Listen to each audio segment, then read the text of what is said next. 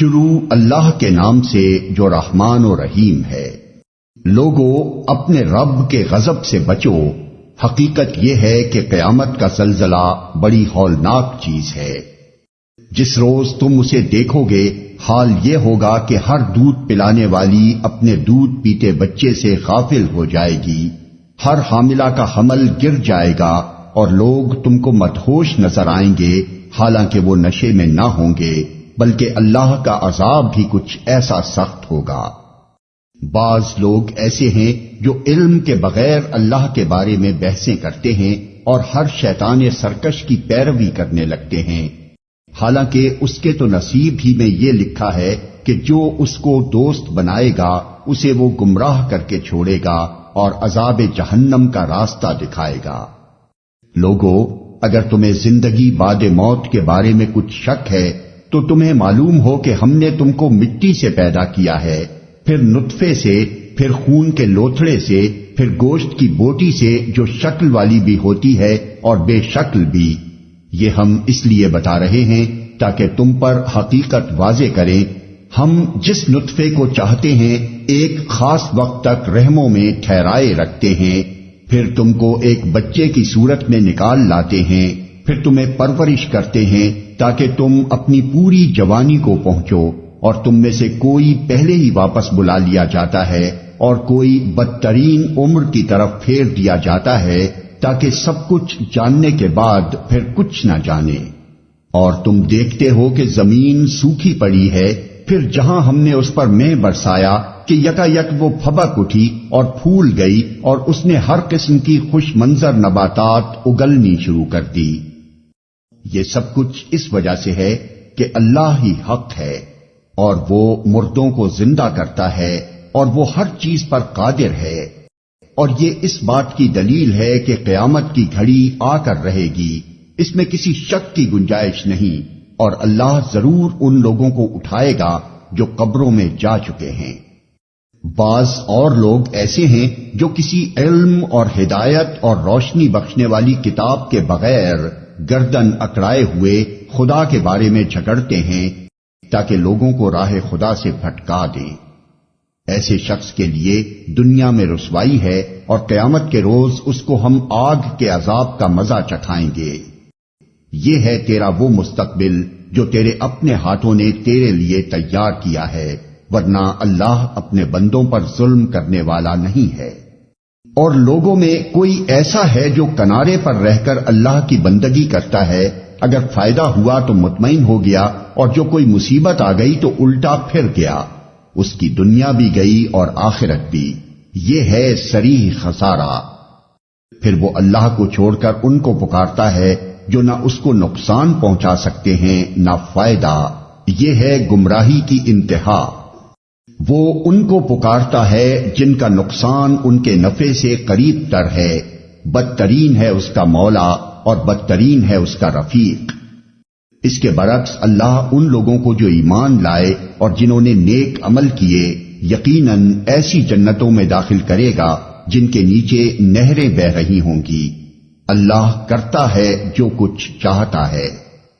جو شخص یہ گمان رکھتا ہو کہ اللہ دنیا اور آخرت میں اس کی کوئی مدد نہ کرے گا، اسے چاہیے کہ ایک رسی کے ذریعے آسمان تک پہنچ کر شگاف لگائے، پھر دیکھ لے کہ آیا اس کی تدبیر کسی ایسی چیز کو رد کر سکتی ہے جو اس کو ناگوار ہے۔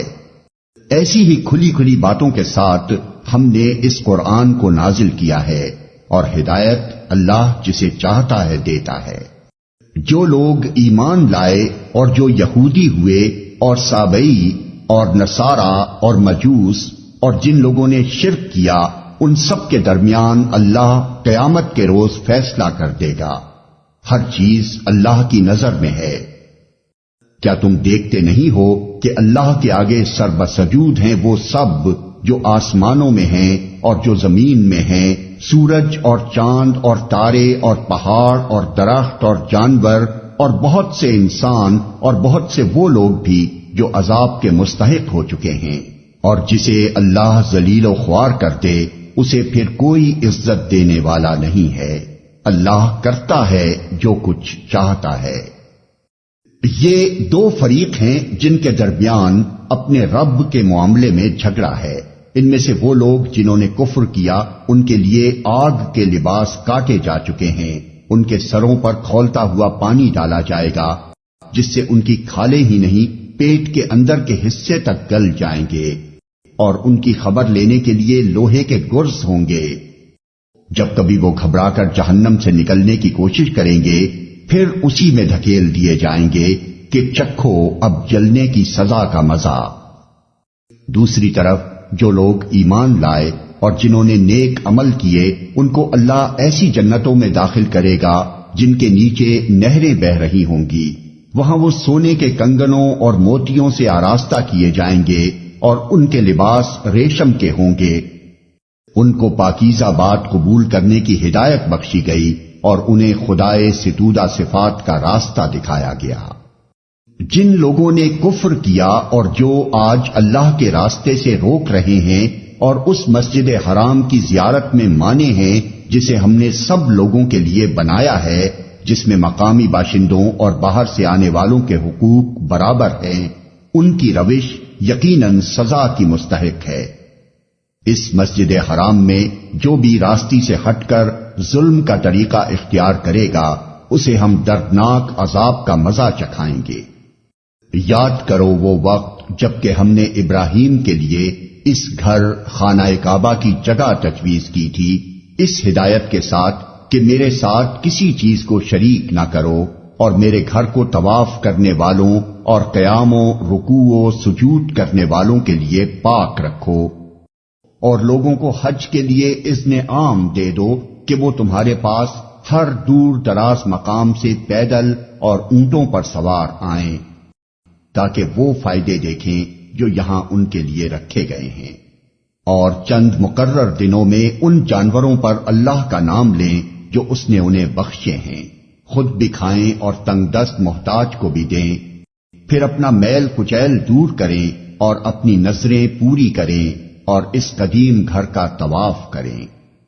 یہ تھا تعمیر کعبہ کا مقصد، اور جو کوئی اللہ کی قائم کردہ حرمتوں کا احترام کرے تو یہ اس کے رب کے نزدیک خود اسی کے لیے بہتر ہے۔ اور تمہارے لیے مویشی جانور حلال کیے گئے ماں سوا ان چیزوں کے جو تمہیں بتائی جا چکی ہیں، پس بتوں کی گندگی سے بچو، جھوٹی باتوں سے پرہیز کرو، یکسو ہو کر اللہ کے بندے بنو، اس کے ساتھ کسی کو شریک نہ کرو، اور جو کوئی اللہ کے ساتھ شرک کرے تو گویا وہ آسمان سے گر گیا، اب یا تو اسے پرندے اچک لے جائیں گے یا ہوا اس کو ایسی جگہ لے جا کر پھینک دے گی جہاں اس کے چیتھڑے اڑ جائیں گے۔ یہ ہے اصل معاملہ، اسے سمجھ لو، اور جو اللہ کے مقرر کردہ شعائر کا احترام کرے تو یہ دلوں کے تقوی سے ہے۔ تمہیں ایک وقت مقرر تک ان ہدی کے جانوروں سے فائدہ اٹھانے کا حق ہے، پھر ان کے قربان کرنے کی جگہ اسی قدیم گھر کے پاس ہے۔ ہر امت کے لیے ہم نے قربانی کا ایک قاعدہ مقرر کر دیا ہے تاکہ اس امت کے لوگ ان جانوروں پر اللہ کا نام لیں جو اس نے ان کو بخشے ہیں۔ ان مختلف طریقوں کے اندر مقصد ایک ہی ہے، پس تمہارا خدا ایک ہی خدا ہے اور اسی کے تم مطیع فرمان بنو۔ اور اے نبی بشارت دے دے عاجزانہ روش اختیار کرنے والوں کو، جن کا حال یہ ہے کہ اللہ کا ذکر سنتے ہیں تو ان کے دل کانپ اٹھتے ہیں، جو مصیبت بھی ان پر آتی ہے اس پر صبر کرتے ہیں، نماز قائم کرتے ہیں، اور جو کچھ رزق ہم نے ان کو دیا ہے اس میں سے خرچ کرتے ہیں۔ اور قربانی کے اونٹوں کو ہم نے تمہارے لیے شعائر اللہ میں شامل کیا ہے، تمہارے لیے ان میں بھلائی ہے، پس انہیں کھڑا کر کے ان پر اللہ کا نام لو، اور جب قربانی کے بعد ان کی پیٹھیں زمین پر ٹک جائیں تو ان میں سے خود بھی کھاؤ اور ان کو بھی کھلاؤ جو قناعت کیے بیٹھے ہیں، اور ان کو بھی جو اپنی حاجت پیش کریں۔ ان جانوروں کو ہم نے اس طرح تمہارے لیے مسخر کیا ہے تاکہ تم شکریہ ادا کرو۔ نہ ان کے گوشت اللہ کو پہنچتے ہیں نہ خون، مگر اسے تمہارا تقوی پہنچتا ہے۔ اس نے ان کو تمہارے لیے اس طرح مسخر کیا ہے تاکہ اس کی بخشی ہوئی ہدایت پر تم اس کی تکبیر کرو، اور اے نبی بشارت دے دو نیکوکار لوگوں کو۔ یقیناً اللہ مدافعت کرتا ہے ان لوگوں کی طرف سے جو ایمان لائے ہیں، یقیناً اللہ کسی خائن کافر نعمت کو پسند نہیں کرتا۔ اجازت دے دی گئی ان لوگوں کو جن کے خلاف جنگ کی جا رہی ہے کیونکہ وہ مظلوم ہیں، اور اللہ یقیناً ان کی مدد پر قادر ہے۔ یہ وہ لوگ ہیں جو اپنے گھروں سے ناحق نکال دیے گئے، صرف اس قصور پر کہ وہ کہتے تھے ہمارا رب اللہ ہے۔ اگر اللہ لوگوں کو ایک دوسرے کے ذریعے سے دفع نہ کرتا رہے تو خانقاہیں اور گرجا اور معبد اور مسجدیں جن میں اللہ کا کثرت سے نام لیا جاتا ہے سب مسمار کر ڈالی جائیں۔ اللہ ضرور ان لوگوں کی مدد کرے گا جو اس کی مدد کریں گے۔ اللہ بڑا طاقتور اور زبردست ہے۔ یہ وہ لوگ ہیں جنہیں اگر ہم زمین میں اقتدار بخشیں تو وہ نماز قائم کریں گے، زکوٰۃ دیں گے، معروف کا حکم دیں گے اور منکر سے منع کریں گے، اور تمام معاملات کا انجام کار اللہ کے ہاتھ میں ہے۔ اے نبی، اگر وہ تمہیں جھٹلاتے ہیں تو ان سے پہلے قوم نوح اور عاد اور سمود اور قوم ابراہیم اور قوم لوط اور اہل مدین بھی جھٹلا چکے ہیں، اور موسیٰ بھی جھٹلائے جا چکے ہیں۔ ان سب منکرین حق کو میں نے پہلے مہلت دی، پھر پکڑ لیا۔ اب دیکھ لو کہ میری عقوبت کیسی تھی۔ کتنی ہی خطا کار بستیاں ہیں جن کو ہم نے تباہ کیا ہے، اور آج وہ اپنی چھتوں پر الٹی پڑی ہیں۔ کتنے ہی کنویں بیکار اور کتنے ہی قصر کھنڈر بنے ہوئے ہیں۔ کیا یہ لوگ زمین میں چلے پھرے نہیں ہیں کہ ان کے دل سمجھنے والے اور ان کے کان سننے والے ہوتے؟ حقیقت یہ ہے کہ آنکھیں اندھی نہیں ہوتی مگر وہ دل اندھے ہو جاتے ہیں جو سینوں میں ہیں۔ یہ لوگ عذاب کے لیے جلدی مچا رہے ہیں۔ اللہ ہرگز اپنے وعدے کے خلاف نہ کرے گا، مگر تیرے رب کے ہاں کا ایک دن تمہارے شمار کے 1000 برس کے برابر ہوا کرتا ہے۔ کتنی ہی بستیاں ہیں جو ظالم تھیں، میں نے ان کو پہلے مہلت دی، پھر پکڑ لیا، اور سب کو واپس تو میرے ہی پاس آنا ہے۔ اے محمد کہہ دو کہ لوگو، میں تو صرف تمہارے لیے وہ شخص ہوں جو برا وقت آنے سے پہلے صاف صاف خبردار کر دینے والا ہو۔ پھر جو ایمان لائیں گے اور نیک عمل کریں گے ان کے لیے مغفرت ہے اور عزت کی روزی، اور جو ہماری آیات کو نیچا دکھانے کی کوشش کریں گے وہ دوزخ کے یار ہیں۔ اور اے محمد، تم سے پہلے ہم نے نہ کوئی رسول ایسا بھیجا ہے نہ نبی جس کے ساتھ یہ معاملہ نہ پیش آیا ہو کہ جب اس نے تمنا کی شیطان اس کی تمنا میں خلل انداز ہو گیا۔ اس طرح جو کچھ بھی شیطان خلل اندازیاں کرتا ہے اللہ ان کو مٹا دیتا ہے اور اپنی آیات کو پختہ کر دیتا ہے۔ اللہ علیم ہے اور حکیم۔ وہ اس لیے ایسا ہونے دیتا ہے تاکہ شیطان کی ڈالی ہوئی خرابی کو فتنہ بنا دے ان لوگوں کے لیے جن کے دلوں کو نفاق کا روگ لگا ہوا ہے اور جن کے دل کھوٹے ہیں۔ حقیقت یہ ہے کہ یہ ظالم لوگ عناد میں بہت دور نکل گئے ہیں، اور علم سے بہرہ مند لوگ جان لیں کہ یہ حق ہے تیرے رب کی طرف سے، اور وہ اس پر ایمان لے آئیں اور ان کے دل اس کے آگے جھک جائیں۔ یقیناً اللہ ایمان لانے والوں کو ہمیشہ سیدھا راستہ دکھا دیتا ہے۔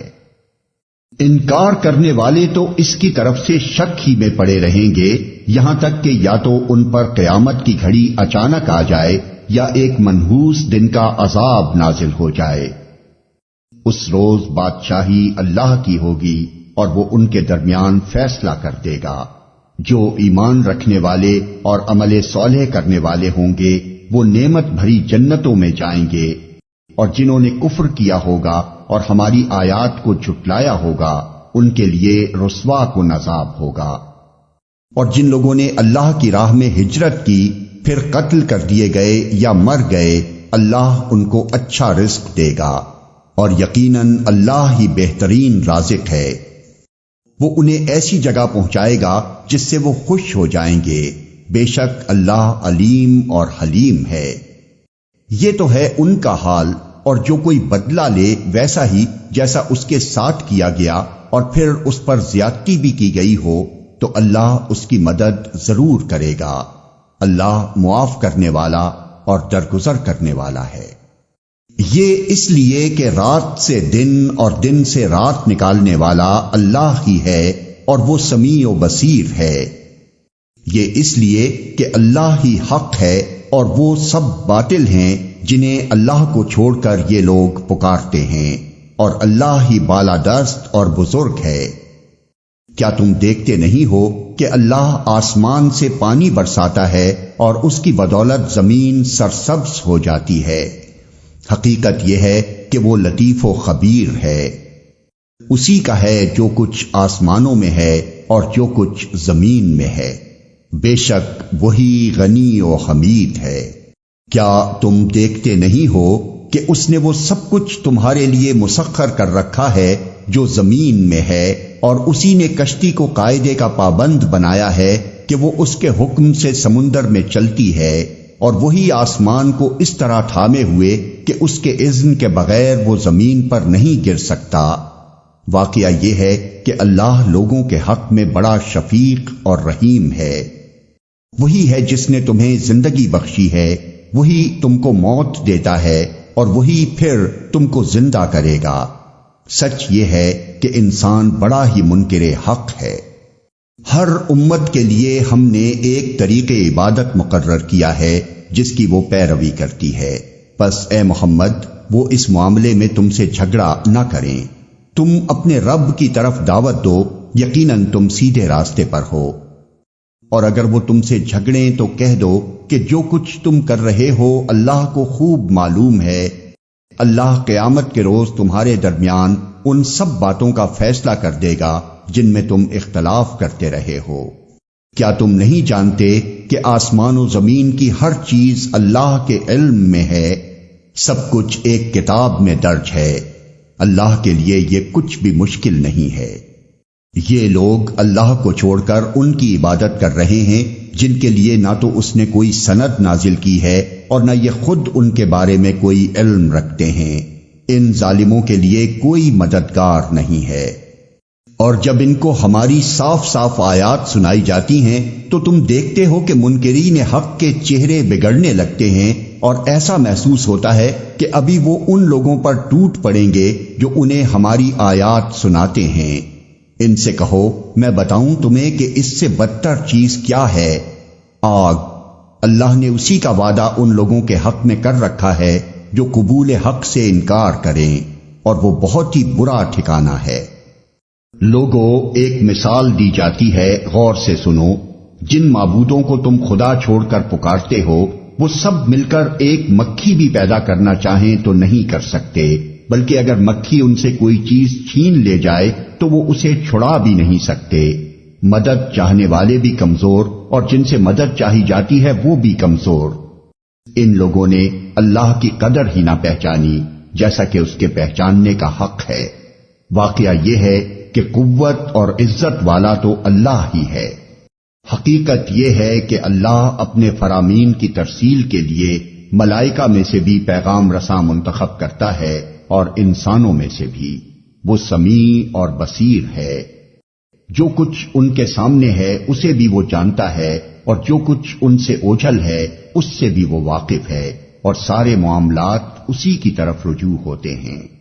اے لوگو جو ایمان لائے ہو، رکوع اور سجدہ کرو، اپنے رب کی بندگی کرو اور نیک کام کرو، شاید کہ تم کو فلاح نصیب ہو۔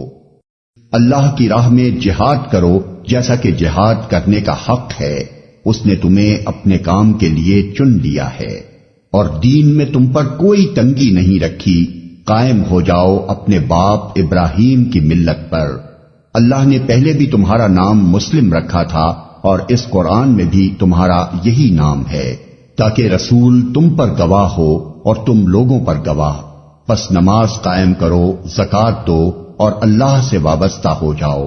وہ ہے تمہارا مولا، بہت ہی اچھا ہے وہ مولا، اور بہت ہی اچھا ہے وہ مددگار۔